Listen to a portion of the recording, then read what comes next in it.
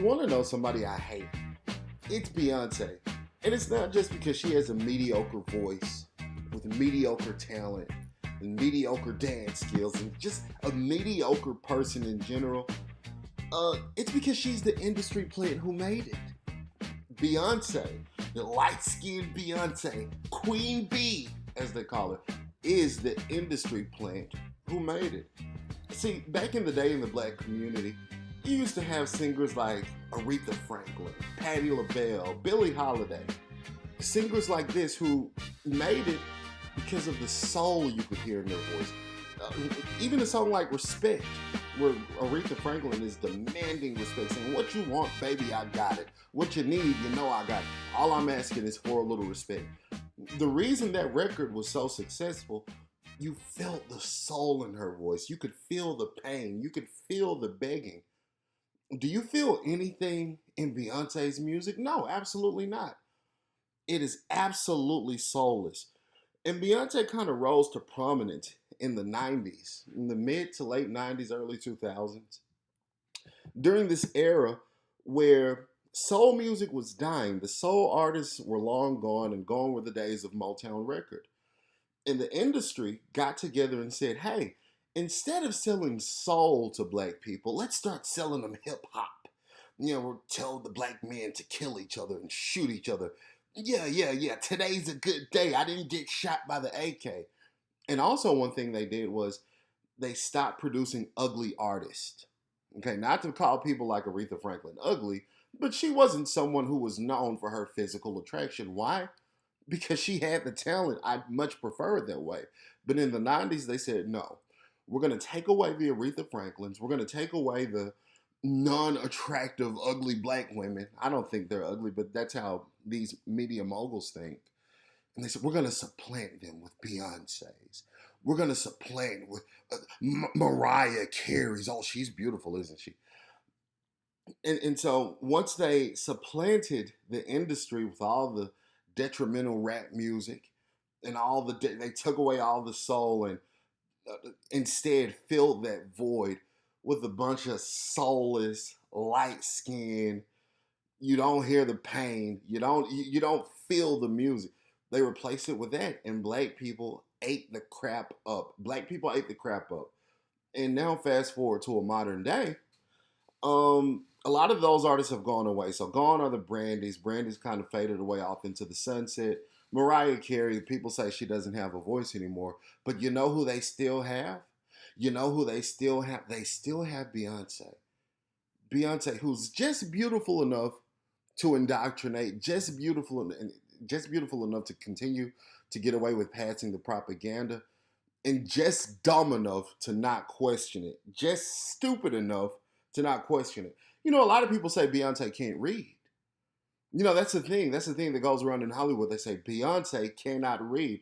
And it makes sense because when was the last time you seen an interview with Beyonce? You haven't, because she doesn't do interviews. And the couple of interviews she does do, they'll say, hey, Beyonce, what was your creative writing process? And she'll say something like, whenever I was going through this, Jay-Z was helping me write it. And whenever Jay-Z was helping me write it, sit down, Solange, sit down. She can't answer a question straight. She sounds like she's a little bit slow. I doubt she can read. And, to a normal person like me or a normal person like you, we don't care about Beyonce. We don't follow trends. We don't follow the masses. But the record executives said, this bitch is just stupid enough. We can use her for a powerful agenda. Let's push the gay agenda with this bitch. Let's push the feminist agenda with this bitch. I know a lot of people don't say, well, don't call her bitches, but someone pushing the agendas as horrible as what Beyonce's doing, I have no other word but bitch for that. Only a bitch will push the stuff Beyonce's doing. And if you don't think what Beyonce is pushing is horrible, she pushes feminism while being married to a man that gave her everything. She would not have her empire if it were not for Jay-Z. She would not be anything if it were not for Jay-Z. She certainly wouldn't be nearly as successful. Not nearly as successful.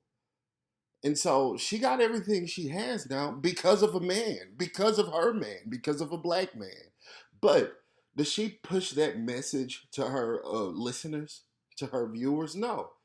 What does she tell? What does she tell her viewers? She says, "You're a single lady. If you're a single lady, you don't need no man."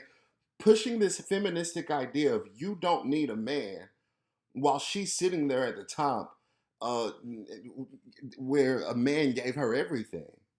A man gave her everything. And she's extremely manipulative in the respect that women who otherwise would be good church going women, they feel like it's okay to go to the club now and fall for worldliness, as the old church, they would call it worldliness. Fall for worldliness. Songs like Church Girl, when she said, "Ain't no wrong to shake your ass a little bit if you a church girl. Ain't nothing wrong with shaking your ass." It is something wrong with it. Pushing sexuality, pushing nastiness, pushing just this vapid nonsense. Vapid nonsense. And I'll end on this point. Have you ever seen clips of a Beyonce concert? You know who's in that concert? Not regular straight black men, not regular straight black women.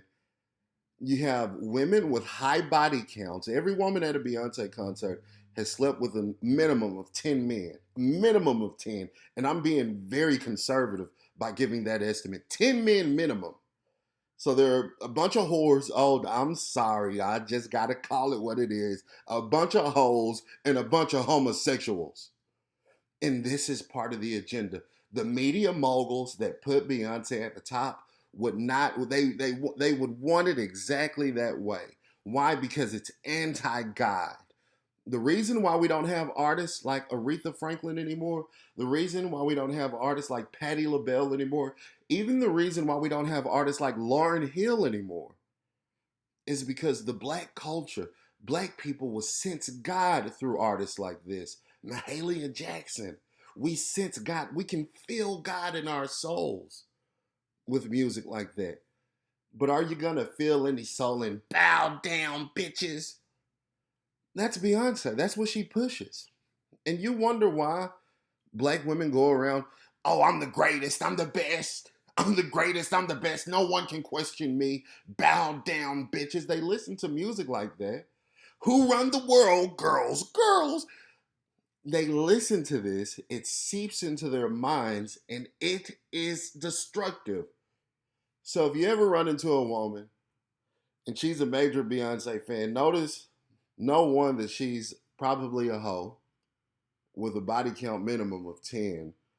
She's probably got some homosexual friends, and she's brainwashed. These are the type of women that don't question anything. They're all for abortion. They're all for hot girl summer. They're all for gay rights. All for it. And it's by design. It's not by accident. It's by design. We have to start questioning these artists. We have to start questioning, why is it that in the black community, our community gets pushed upon, people like Beyonce? Why are you pushing these witches on our community? Why are you pushing these disgusting ideologies upon our women? If we don't question it, we'll suffer. We'll absolutely suffer. Nonetheless, let me know what you think about this video in the comment section, and remember to like, subscribe, share, and as always, stay woke.